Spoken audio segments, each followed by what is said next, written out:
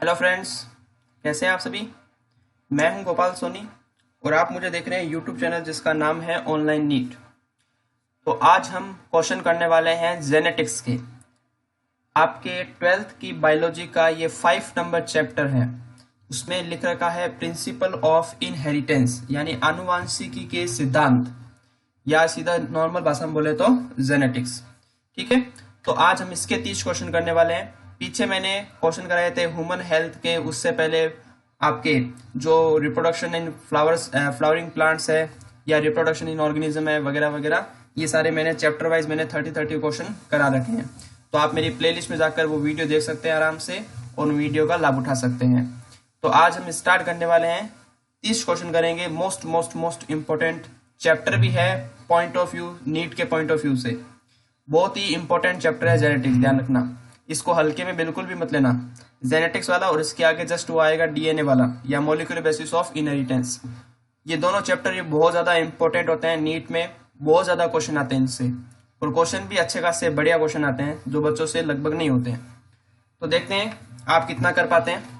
30 question मैंने निकाले हैं जो एकदम मुझे लग रहे हैं टॉप के हैं और आपके नीट के अंदर आ सकते हैं। ठीक है, तो स्टार्ट करते हैं वीडियो को। इंग्लिश में मैंने लिखा है, फिर बता दूं, मैं हिंदी में आपको ट्रांसलेट करके बता दूंगा। तो चलो स्टार्ट करते हैं। क्वेश्चन नंबर फर्स्ट देखिए, the contrasting pairs of factors in Mendelian crosses are called. जो युग्म विकल्पी होते हैं मेंडेलियन के क्रॉसेस के अंदर, उसको हम क्या कहते हैं ये आपको बताना है। मल्टीपल एलिल्स, एलिल्स, एरोलिकी या पैरामॉर्फ। युग्म विकल्पी क्या कहलाते हैं, ठीक है, ये क्या कहलाते हैं। फर्स्ट का राइट आंसर जाएगा वो जाएगा बी, एलिल्स क्या कहलाते हैं, कॉन्ट्रास्टिंग पेयर्स ऑफ फैक्टर्स, ये क्या कहलाते हैं, एलिल्स कहलाते हैं। क्लियर, फर्स्ट का राइट आंसर हो जाएगा बी। क्वेश्चन नंबर सेकंड देखिए, Mendel selected pea as material for his experiments because. तो मेंडल ने मटर के पौधे का चुनाव किया था, क्यों। It is an annual plant with comparatively short life cycle, the flowers are self pollinated, the number of seeds produced in quite large, या ऑल ऑफ द अबव। तो मेंडल ने जो मटर के पौधे का जो चयन किया था वो क्यों किया था, उसके अंदर क्या ऐसी क्वालिटी थी कि मेंडल ने मटर का पौधा ही चुना। तो सेकंड का जो राइट आंसर हो जाएगा वो हो जाएगा D, all of the above. ये सारे उसके अंदर कैरेक्टर थे, सारे उसके अंदर गुण थे कि इसका मेंडल ने मटर का पौधे का चुना। सेकंड का राइट आंसर हो जाएगा D. Question number third, the crossing of F1 to homozygous recessive parent is called। जब हम F1 की क्रॉसिंग कराते हैं होमोजाइगस रेसेसिव से, ध्यान से क्वेश्चन को पढ़िए, F1 की क्रॉसिंग कराते हैं होमोजाइगस रेसेसिव से, तो उस क्रॉस को अपन क्या बोलते हैं, back cross, test cross, F1 cross, या ऑल ऑफ दिस। तो थर्ड का जो राइट आंसर हो जाएगा वो हो जाएगा बी, वेरी, ये बहुत ज्यादा पॉपुलर है, टेस्ट क्रॉस। ठीक है, जब F1 का क्रॉस हम कराएंगे पीछे जाकर होमोजाइगस रेसेसिव से, तो इस क्रॉस को क्या बोलते हैं, टेस्ट क्रॉस कहते हैं। बहुत ज्यादा इंपॉर्टेंट होता है टेस्ट क्रॉस, ध्यान रखना। तो क्वेश्चन थर्ड का राइट आंसर हो जाएगा बी। क्वेश्चन नंबर 4 देखिए, ABO blood group system is due to. ABO blood group system होता है वो किस कारण होता है, multi factor inheritance, incomplete dominance, multiple allelism, या एपिस्टेटिस। या यूं कहें एबीओ ब्लड ग्रुप है वो किसका एग्जाम्पल है, यूं भी आप कह सकते हो। तो फोर्थ का राइट आंसर क्या जाएगा बताइए।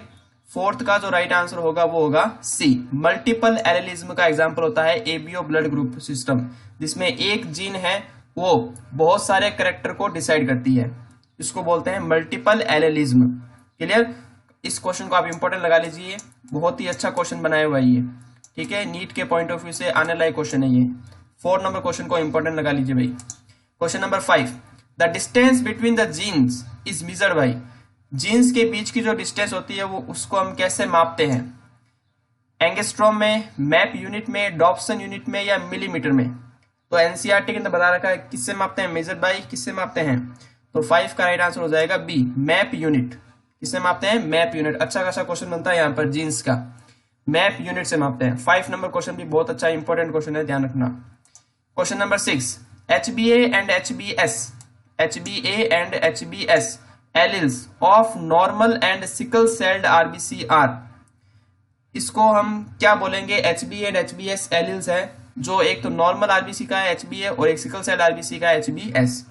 Dominant recessive alleles, polygenic alleles, codominant alleles, या मल्टीपल एलिल्स। ये किसके एग्जाम्पल होते हैं? HbA and HbS। तो 6 का जो राइट आंसर हो जाएगा वो हो जाएगा सी, कोडोमिनेंट एलिल्स। किसका एग्जाम्पल होंगे? कोडोमिनेंट एलिल्स का। दोनों प्रभाव बराबर अपना प्रभाव दिखाएंगे, तो कोडोमिनेंट एलिल्स का एग्जाम्पल होता है HbA and HbS। Clear? Question number 7 देखिए, the number of phenotypes in ABO blood group is. कितने फिनोटाइप प्रदर्शित होते हैं ABO ब्लड ग्रुप के अंदर? 1, 4, 6 या 8? इसका आंसर सिंपल सा होता है, आप आराम से आंसर दे सकते हैं। इसका क्या होगा? इसका राइट आंसर बी, 4 फिनोटाइप प्रदर्शित होते हैं। कौन कौन से? A, B, AB और O ब्लड ग्रुप। तो 4 प्रकार के फिनोटाइप हमें देखने को मिलते हैं। क्वेश्चन नंबर 8 देखिए, the person with Turner syndrome has. एक पर्सन है वो टर्नर सिंड्रोम से ग्रसित है, तो उसके अंदर आपको क्या देखने को मिलेगा? 45 autosomes and X sex chromosome, 44 autosomes and XY sex chromosomes, 45 autosomes and XY sex chromosomes, या 44 autosomes and X sex chromosome. क्या देखने को मिलेगा आपको टर्नर सिंड्रोम के अंदर? तो देखिए 8 का जो राइट आंसर हो जाएगा वो हो जाएगा डी, 44 ऑटोसोम्स होंगे और X सेक्स क्रोमोसोम होगा। क्या होगा? X sex chromosome. यानी एक क्रोमोसोम का क्या हो जाएगा? अभाव हो जाएगा, एक क्रोमोसोम का लॉस हो जाएगा, उसको बोलते हैं हम टर्नर सिंड्रोम। अच्छा क्वेश्चन है, इंपॉर्टेंट लगा लीजिए क्वेश्चन नंबर 8 को, बढ़िया क्वेश्चन है। ठीक है, क्वेश्चन नंबर 9 देखिए, ये आपको घर पर बैठकर ही सॉल्व करना है। मैं आपको थोड़ा सा बता दूंगा, तरीका बता दूंगा। 3 children in a family have blood types O, AB and B respectively. 3 children in a family have blood types O, AB and B respectively. What are the genotype of their parents? तो एक family के अंदर 3 children है जिनके blood group O, AB और B है। आपको बताना है कि उनके माता पिता यानी पेरेंट्स के ब्लड ग्रुप क्या होगा, या जीनोटाइप उनका क्या होगा, ब्लड ग्रुप का जीनोटाइप क्या होगा। ऑप्शन दे रखा है IAI, IBI, IAIB, II, IBIB, IAIA, IAIA या IBI। ये आपको सॉल्व करके आंसर देखना पड़ेगा। मैं 9th का सीधा आंसर बता रहा हूं, राइट आंसर होगा इसका A, IA small I and IB small I। ठीक है, यानी एक ब्लड ग्रुप होगा A और एक ब्लड ग्रुप होगा B।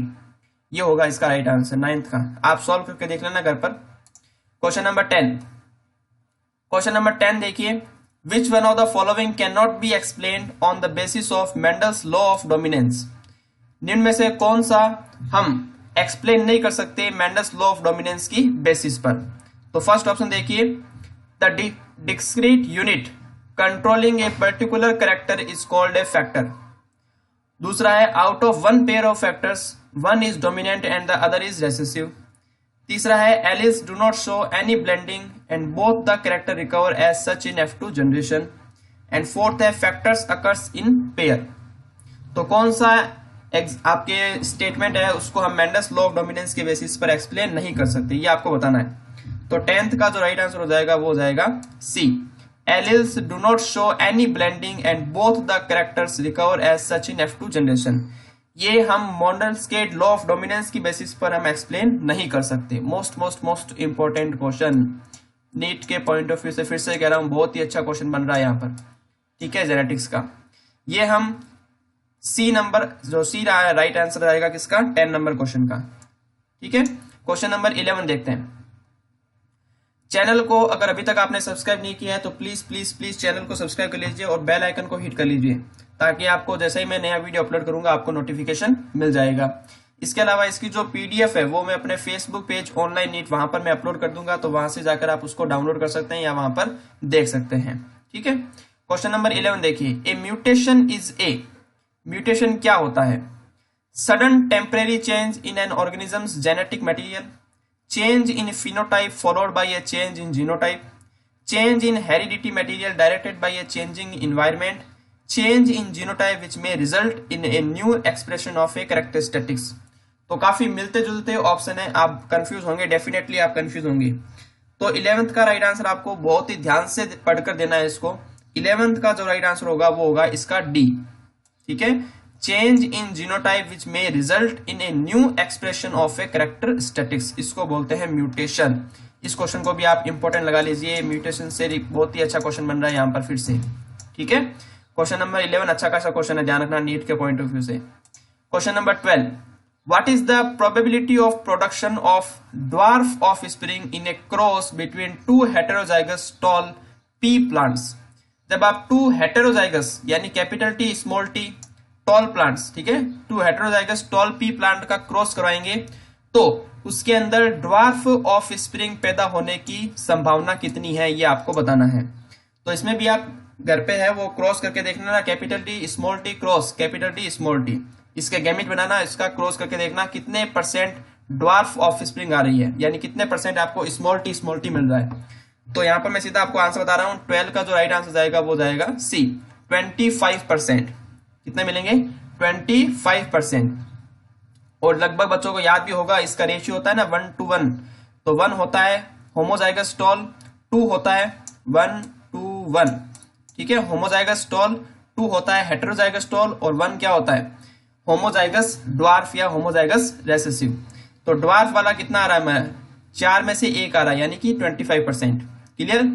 तो 12 का राइट आंसर हो जाएगा C. Question number 13, question number 13 को इंपॉर्टेंट लगा लीजिए, मल्टीपल एलिल्स का क्वेश्चन है, ठीक है, बहुत बार नीट के अंदर पूछा गया है और आगे भी इसके पूछने की संभावना है। Multiple alleles are present, multiple alleles है वो कहां पर प्रेजेंट होते हैं, ये आपको बताना है। At different loci in the same chromosome, in different chromosomes, eight the same locus in one type of chromosomes, या नन ऑफ द अबव। यहां पर भी आपको क्वेश्चन थोड़ा सा ध्यान, ऑप्शन है वो थोड़ा सा ध्यान से आपको देखना पड़ेगा क्योंकि काफी मिलते जुलते ऑप्शन है। तो 13 का जो राइट आंसर जाएगा वो जाएगा C, at the same locus in one type of chromosome, ठीक है, एक ही टाइप के क्रोमोसोम की सेम लोकस पर पाए जाने वाले एलिल्स होते हैं, उसको हम क्या बोलते हैं? Multiple alleles. तो 13 का राइट आंसर हो जाएगा सी। अच्छा क्वेश्चन है, मार्क कर लेना प्लीज प्लीज प्लीज, मार्क कर लेना। क्वेश्चन नंबर 14, ये क्वेश्चन आया था आपके नीट के अंदर, ध्यान रखना। Question number 14, which one from those given below the period for Mendel's hybridization experiment, यानी मेंडल ने कौन से सन से लेकर कहां तक अपने एक्सपेरिमेंट किए थे? 1840 से 1850, 1857 से 1869, 1870 से 1877, 1856 से 1863। ये नीट के अंदर आया हुआ क्वेश्चन है, अभी लेटेस्ट आया था 2018 या 2019 के अंदर आया हुआ ये। तो 14 का राइट आंसर होगा डी, 1856 यानी 1856 टू 1863 तक, यहां तक उन्हें अपने मेंडल के एक्सपेरिमेंट किए थे। Question number 15, how many pairs of contrasting character in P plants were studied by Mendel in his experiment. तो मेंडल ने पी प्लांट के अंदर कितने कैरेक्टर को चुना था? ये तो सिंपल आंसर आप आराम से देख सकते हैं, कितना होगा? 6, 8, 7 या 5? आपने सही बताया, बिल्कुल। कितना होगा इसका राइट आंसर? 7, ठीक है, 7 कैरेक्टर को जो पी प्लांट के अंदर होते हैं उसको मेंडल ने अपने एक्सपेरिमेंट के लिए चूज किया था। क्वेश्चन नंबर 16 देखो फिर से बता रहा है एलिल्स। एलिल्स क्या होते हैं? Alleles are true breeding homozygotes, different molecular form of a gene, heterozygotes, या डिफरेंट फिनोटाइप। इस क्वेश्चन को भी इंपॉर्टेंट लगा लीजिए, बढ़िया क्वेश्चन है जीन का, सॉरी जीन का नहीं, आपके एलिल का। तो एलिल्स क्या होते हैं? मोस्ट इंपॉर्टेंट, बहुत बार नीट के अंदर पूछा गया एलिल्स क्या होते हैं, एलिल्स क्या होते हैं। तो 16 का जो राइट आंसर जाएगा वो जाएगा हमारे पास B, different molecular form of a gene, यानी एक ही जीन की डिफरेंट मॉलिक्यूलर फॉर्म होती है कौन? एलिल्स। ध्यान रखना, एक ही जीन की डिफरेंट मॉलिक्यूलर फॉर्म होती है जीन, ठीक है। तो एलिल्स का राइट आंसर हो जाएगा B. Question number 17, in his classic experiments on pea plants Mendel did not use. तो मेंडल ने जो पी प्लांट पर अपने एक्सपेरिमेंट किए थे उसमें मेंडल ने किसका यूज नहीं किया था? Pod length, seed shape, flower position, या सीड कलर, किसका यूज नहीं किया था? तो 7 कैरेक्टर थे, उसमें से कौन सा एक कैरेक्टर इसमें से नहीं है? तो 17 का राइट आंसर हो जाएगा ए, पॉड लेंथ, ठीक है, फली की लंबाई है, उस पर मेंडल ने कोई भी एक्सपेरिमेंट नहीं किया था कि फली की लंबाई कितनी होती है। तो 17 का राइट आंसर हो जाएगा A. Question number 18, A man with blood group A marries a woman with blood group B. What are the possible blood groups of their offspring? तो आपको बताना है कि एक मैन है जिसका ब्लड ग्रुप ए है, उसने वुमेन से शादी की है जिसका ब्लड ग्रुप बी है, तो उसके जो ऑफस्प्रिंग होंगे, जो उसके बच्चे होंगे, उसके अंदर क्या कौन से ब्लड ग्रुप पॉसिबल हो सकते हैं, ठीक है। तो ये भी आपको अपने घर पर क्रॉस करके देखना है, बताना है क्या आंसर होगा इसका। तो 18 का राइट आंसर जाएगा, बता देता हूं मैं यहाँ पर, B, A blood group, B blood group, A B blood group और ओ ब्लड ग्रुप, चारों ही ब्लड ग्रुप पॉसिबल है उनकी ऑफस्प्रिंग के अंदर। क्लियर? 18 का राइट आंसर हो जाएगा B. Question number 19, Which Mendelian ideas is depicted by a cross in which the F1 generation resembles both the parents? ये आपको बताना है कि कौन सा आइडिया है मेंडल का, law of dominance, inheritance of gene, को डोमिनेंस या इनकम्प्लीट डोमिनेंस। ठीक है, कौन सी ऐसा आइडिया होता है जिसमें F1 जनरेशन में दोनों पेरेंट के लक्षण आते हैं, ये आपको बताना है। लॉ ऑफ डोमिनेंस का, इनहेरिटेंस ऑफ जीन्स का, को डोमिनेंस का या इनकम्प्लीट डोमिनेंस का। तो क्या आंसर आएगा इसका? सिंपल सा आंसर होता है, क्या होगा? को डोमिनेंस। को डोमिनेंस मतलब सह प्रभाविता, जिसके अंदर दोनों ही पेरेंट का कैरेक्टर आएगा, फादर का भी आएगा और मदर का कैरेक्टर भी बराबर आएगा, इसको बोलते हैं को डोमिनेंस। क्लियर? 19 का राइट आंसर हो जाएगा C. Question number 20, genetic variation in a population arise due to, जो पॉपुलेशन के अंदर जेनेटिक वेरिएशन आती है वो किस कारण आती है? Mutations only, recombination only, mutation as well as recombination, productive isolation and selection. तो यहां पर भी आप सिंपल सा आंसर बता सकते हैं, क्या होगा इसका राइट आंसर? 20 का राइट आंसर हो जाएगा C, mutation as well as recombination. दोनों से ही क्या आती है? जेनेटिक वेरिएशन आता है। रिकॉम्बिनेशन से भी जेनेटिक वेरिएशन आता है और म्यूटेशन से भी जेनेटिक वेरिएशन पैदा होता है। तो 20 का राइट आंसर चला जाएगा सी। क्वेश्चन नंबर 21 देखिए, the genotype of A plant showing the dominant phenotype can be determined by. ठीक है, तो genotype of A plant showing the dominant phenotype. अब एक प्लांट है जिसका हमें जीनोटाइप पता लगाना है। क्या करना है? जीनोटाइप पता लगाना है, वो कैसा है? डोमिनेंट है। तो डोमिनेंट अब कैपिटल टी भी हो सकता है और कैपिटल टी स्मॉल टी भी हो सकता है। तो हमें कैसे पता चलेगा भाई इसमें कैपिटल टी है या कैपिटल टी स्मॉल टी है? तो उसके लिए आप क्या करोगे? Test cross, dihybrid cross, pedigree analysis या बैक क्रॉस। क्या करोगे? तो सीधा ही ऑप्शन में दिख रहा है टेस्ट करेंगे, तो टेस्ट करेंगे तो क्या आएगा आंसर? टेस्ट क्रॉस आंसर आएगा, यानी फर्स्ट राइट आंसर हो जाएगा 21 का। Clear? Question number 22, inheritance of skin colour, most important, inheritance of skin colour in humans is example of. Humans के अंदर जो स्किन का कलर होता है, किसी का डार्क होता है, किसी का आपके थोड़ा व्हाइट होता है, थोड़ा क्रीमी कलर होता है। तो ये सारे जो स्किन के कलर हैं वो किसका एग्जांपल है? पॉइंट म्यूटेशन का, पॉलीजेनिक इनहेरिटेंस का, कोडोमिनेंस का या क्रोमोसोमल एब्रेशन का। Point mutation, polygenic inheritance, codominance या क्रोमोसोमल एब्रेशन किसका एग्जांपल होता है? Skin colour. तो 22 का राइट आंसर हो जाएगा, वो हो जाएगा बी, पॉलीजेनिक इनहेरिटेंस का एग्जांपल होता है कौन? Skin colour. मोस्ट इंपॉर्टेंट लगा लीजिए भाई इसको, 22 नंबर क्वेश्चन को इंपॉर्टेंट लगा लेना। क्लियर? क्वेश्चन नंबर 23 देखिए, a gene is said to be dominant if. किस जीन को हम डोमिनेंट कब कहेंगे?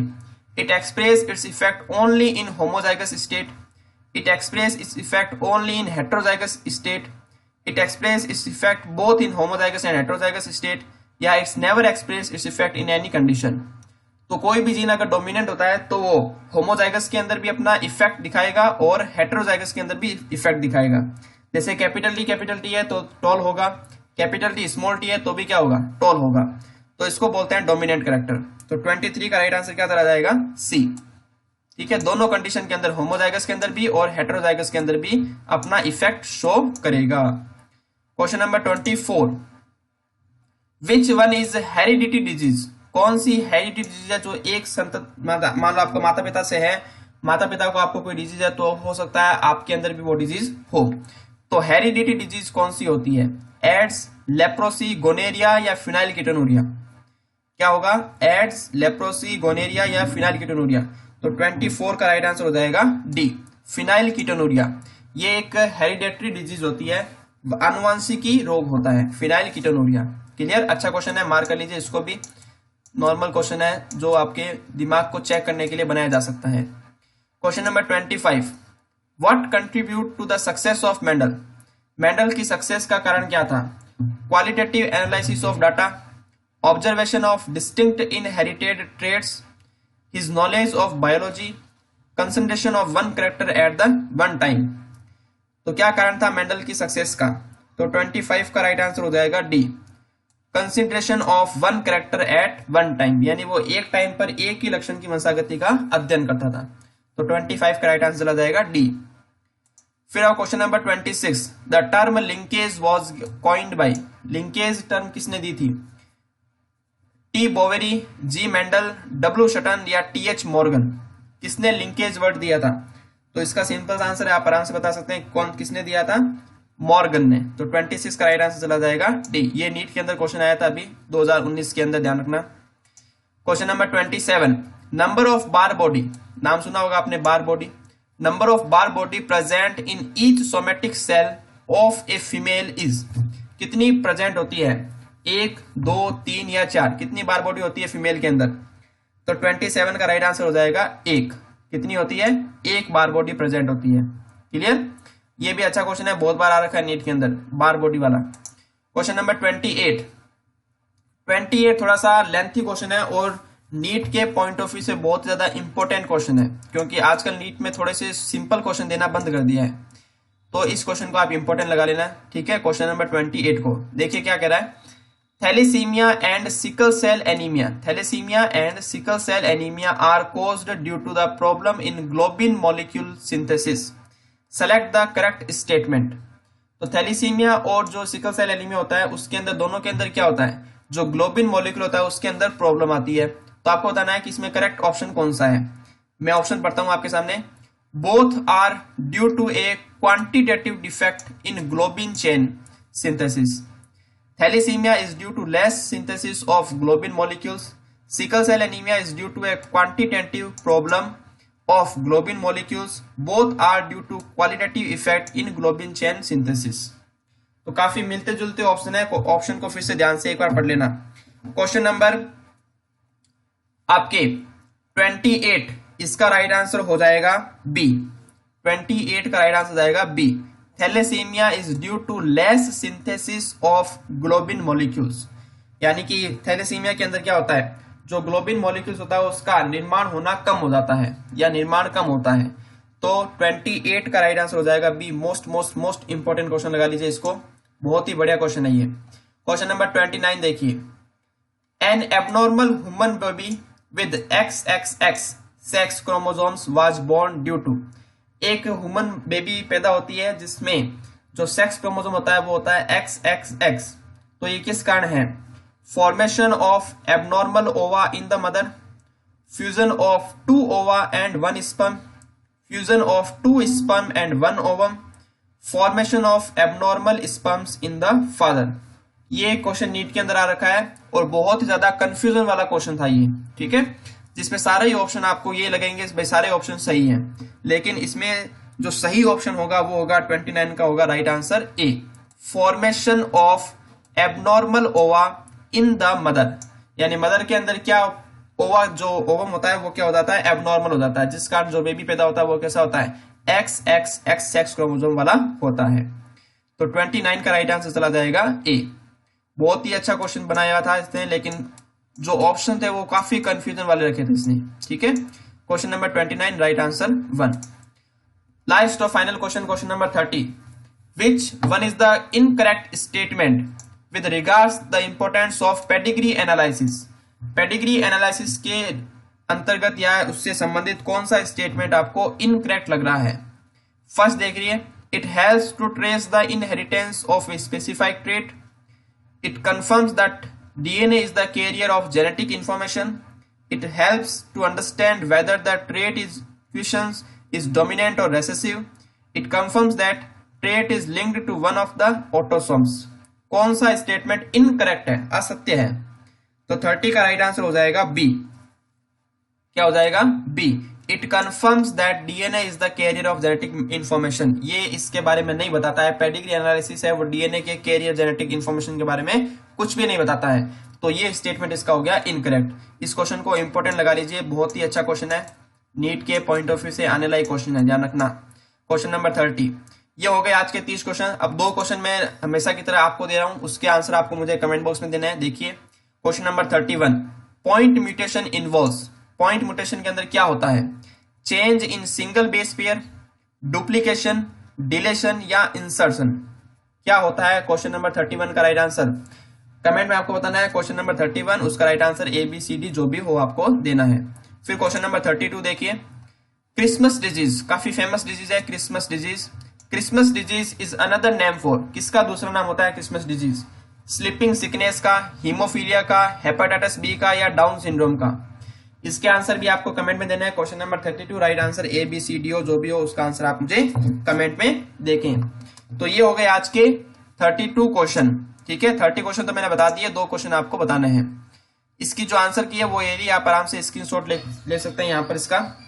इसकी जो पीडीएफ है वो मैं अपने फेसबुक पेज ऑनलाइन नीट वहां पर मैं अपलोड करूंगा, तो वहां से जाकर आप उसको डाउनलोड करके देख सकते हैं। और चैनल को अगर अभी तक आपने सब्सक्राइब नहीं किया है तो प्लीज प्लीज प्लीज चैनल को सब्सक्राइब करके बेल आइकन को दबा लें, ताकि मैं नया वीडियो डालूंगा तो आपको नोटिफिकेशन मिल जाएगा। और वीडियो अगर हमारा पसंद आया तो लाइक कर दीजिए और दोस्तों के बीच में शेयर कर दीजिए। तो मिलता हूं नेक्स्ट वीडियो के साथ, तब तक के लिए टाटा, गुड बाय।